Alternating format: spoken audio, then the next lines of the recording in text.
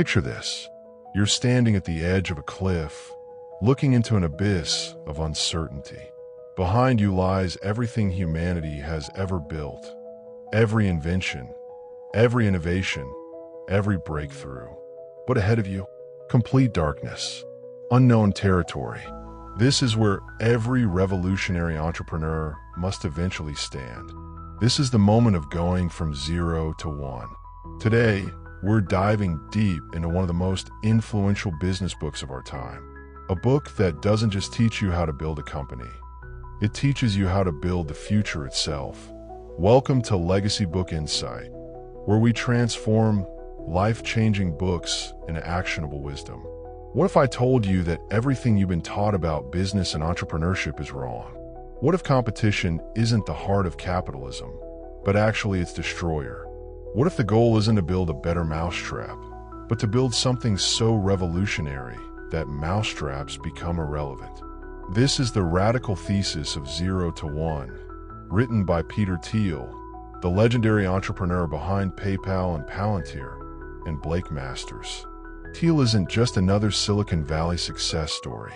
He's a philosopher of business who sees patterns others miss. A contrarian who builds billion-dollar companies by doing exactly the opposite of what everyone else is doing. Over the next 18 minutes, we'll journey through the most counterintuitive business insights you've ever encountered. We'll explore why monopolies are actually good for society, why you should never compete, and how to build something so unique that you literally have no competition. But more than that, we'll discover how these principles apply to your daily life, your career, and your personal mission to leave a legacy. Buckle up. This isn't just about building startups. This is about building your future. The fundamental question: horizontal versus vertical progress. Every moment of human progress falls into one of two categories. Horizontal progress takes us from 1 to N. It's copying what works and spreading it around. Think about how smartphones went from one company's innovation to every company making basically the same device. That's horizontal progress. But vertical progress? That's going from 0 to 1. It's creating something entirely new. When the Wright brothers achieved powered flight, they weren't improving carriages. They weren't even improving existing attempts at flight. They created something that had never existed before. Here's where it gets personal. In your own life, are you going from 1 to N or 0 to 1? Are you climbing the career ladder everyone else is climbing, competing for the same promotions, following the same playbook? Or are you creating your own game entirely? I remember meeting a software engineer who was frustrated with his career. Everyone told him to get better at coding, to compete harder for senior positions. Instead, he asked himself, what if the problem isn't that I need to code better, but that I'm solving the wrong problems entirely? He left his job and started teaching coding to kids with learning disabilities. He went from 0 to 1, creating a new category that didn't exist before: the power of monopoly thinking. Now here's where Thiel drops a bomb that explodes everything you think you know about business. Competition, he argues, is for losers. Not because competing is bad for your character, but because it's bad for your business and bad for society. Think about it. When businesses compete fiercely, what happens? Prices get driven down to the point where nobody makes any profit. All the value gets passed to consumers, which sounds good, but here's the problem. Companies with no profits can't invest in research and development. They can't take big risks. They can't innovate. But monopolies? Real monopolies built through innovation, not corruption?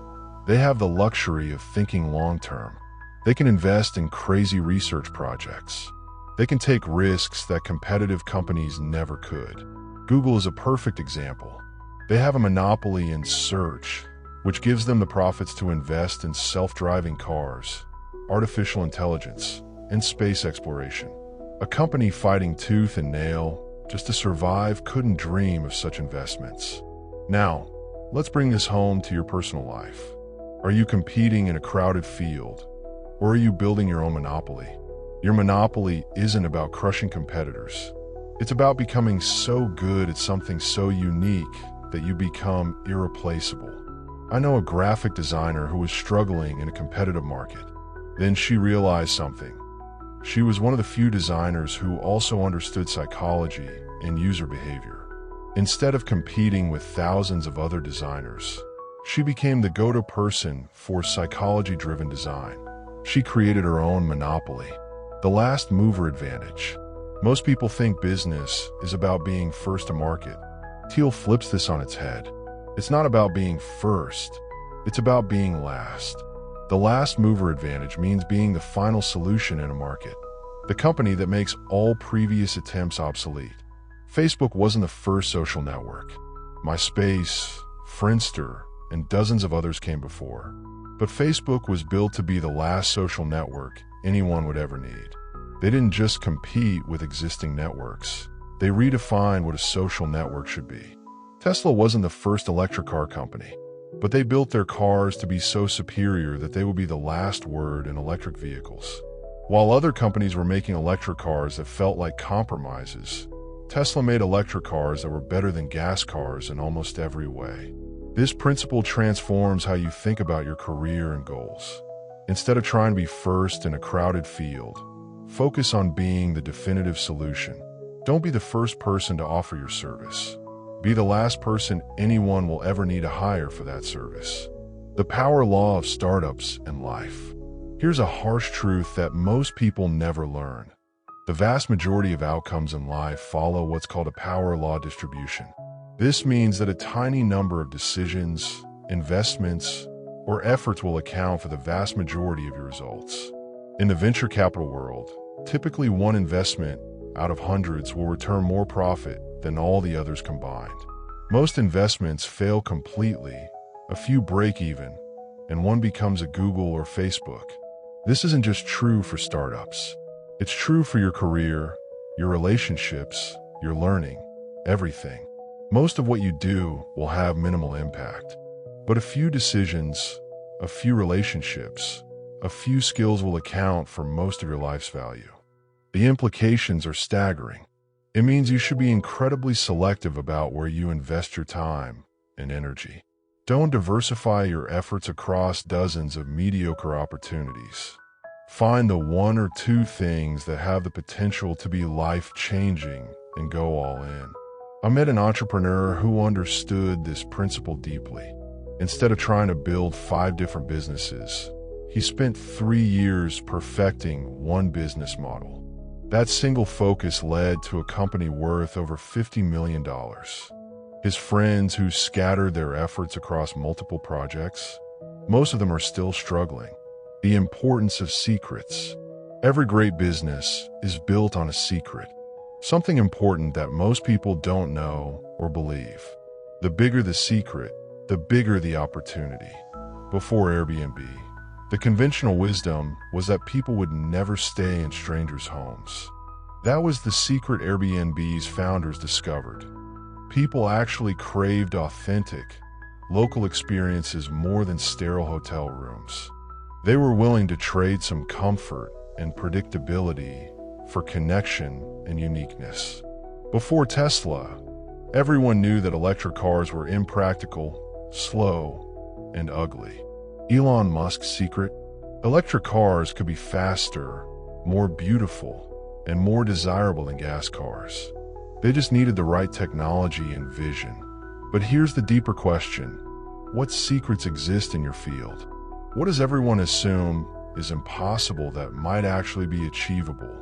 What does conventional wisdom say that might be completely wrong? The most successful people I know are secret hunters.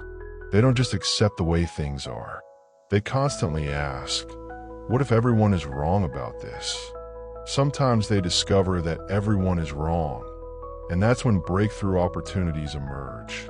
Building your foundation, people and culture.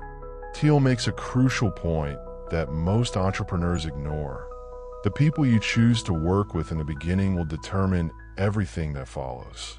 Every startup's foundation is built on the relationships between founders, and cracks in that foundation will eventually destroy everything built on top.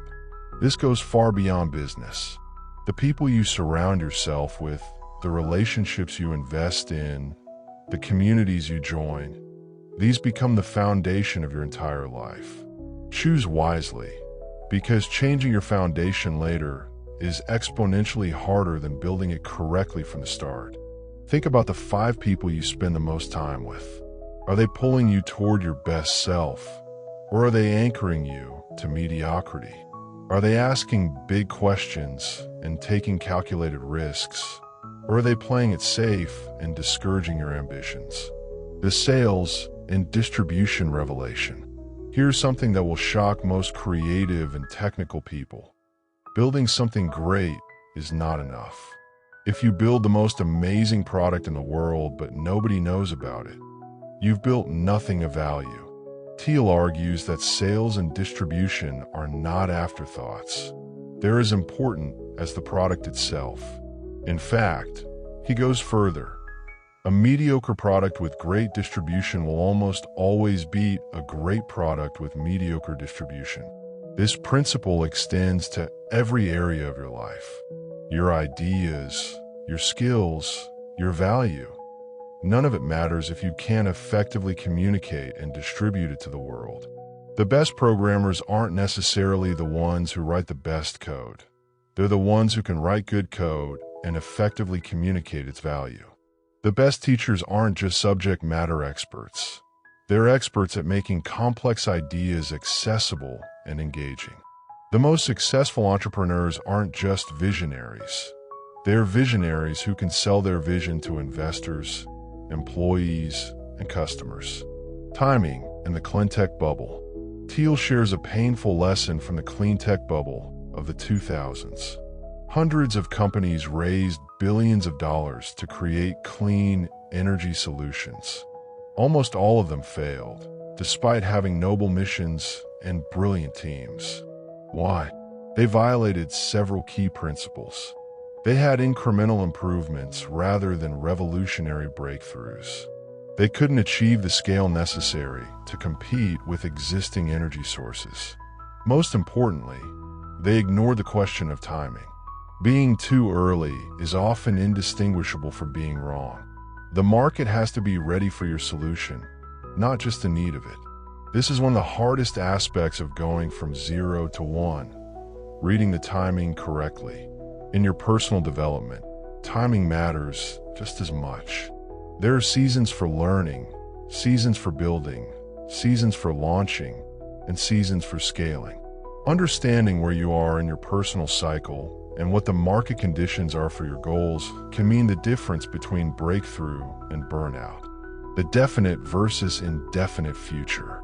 One of THIEL's most profound insights is about how different cultures view the future. He distinguishes between definite and indefinite thinking about the future. Definite thinking means you have a specific vision of what you want to create, and you work backward from that vision to determine what steps to take today. Steve Jobs had definite optimism. He envisioned exactly what he wanted Apple to become and made it happen. Indefinite thinking means you believe the future will be better, but you don't have a specific plan.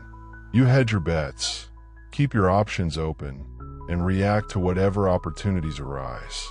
Most people today live in indefinite mode. They go to college without knowing exactly what they want to study.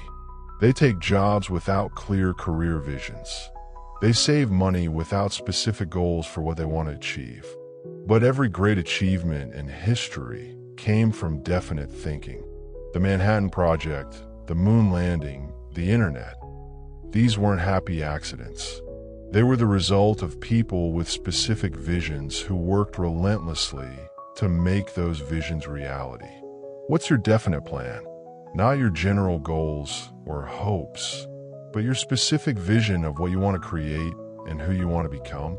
Most importantly, what are you doing today to make that definite future inevitable? The contrarian question.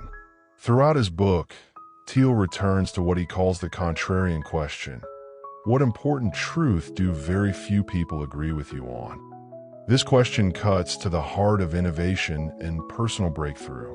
If everyone already agrees with you, then your insight isn't valuable. The most valuable insights are the ones that seem wrong to most people, but are actually true. Here are some contrarian truths that successful people have discovered. Networking events are often the worst place to build meaningful professional relationships. Real relationships are built through shared work and mutual value creation, not through exchanging business cards.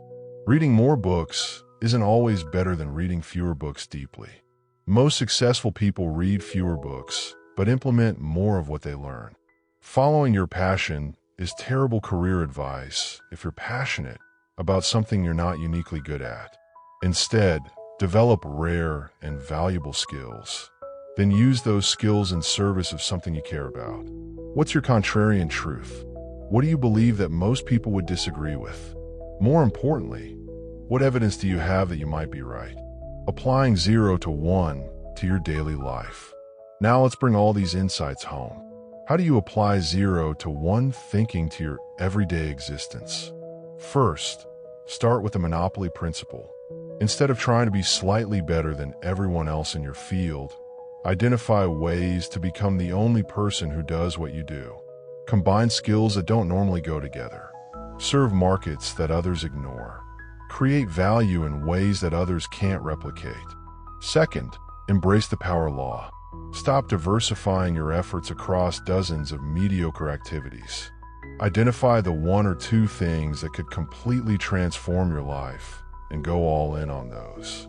This might mean saying no to good opportunities so you can say yes to great ones. Third, become a secret hunter. Question the conventional wisdom in your industry, your relationships, your personal development.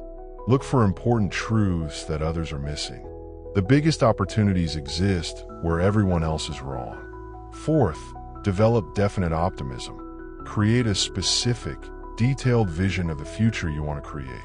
Then work backward to determine what you need to do today, this week, this month to make that future inevitable. Fifth, master distribution. Whatever value you create, make sure you can effectively communicate and distribute that value to the world. Learn to write, speak, network, and market. These aren't optional skills for technical people. They're essential skills for everyone who wants to create impact. We've covered a lot of ground today. From the power of monopoly thinking to the importance of secrets, from definite optimism to the contrarian question. But here's what I want you to remember most. Going from 0 to 1 isn't just about building startups. It's about building a life that matters. It's about creating value that didn't exist before you came along. It's about asking not just, how can I make a living, but how can I make a difference? The world doesn't need another person doing what everyone else is doing slightly better. The world needs you to discover your unique combination of skills, insights, and passion, and use that combination to create something entirely new. Every great company started with someone who saw the world differently. Every great life started with someone who refused to accept that things had to stay the way they were. You're standing at that cliff again. Behind you is everything that's already been done. Ahead of you is the vast territory of possibility. The question isn't whether you're ready to jump. The question is, what will you create that never existed before? Your 0 to 1 journey starts today, not when you have more experience, more money, or more confidence. Today, the future isn't something that happens to you. It's something you create. What will you create? If this video opened your mind to new possibilities, hit that subscribe button and ring the notification bell. We're building a community of people who refuse to accept the status quo, who are committed to going from 0 to 1 in their own lives.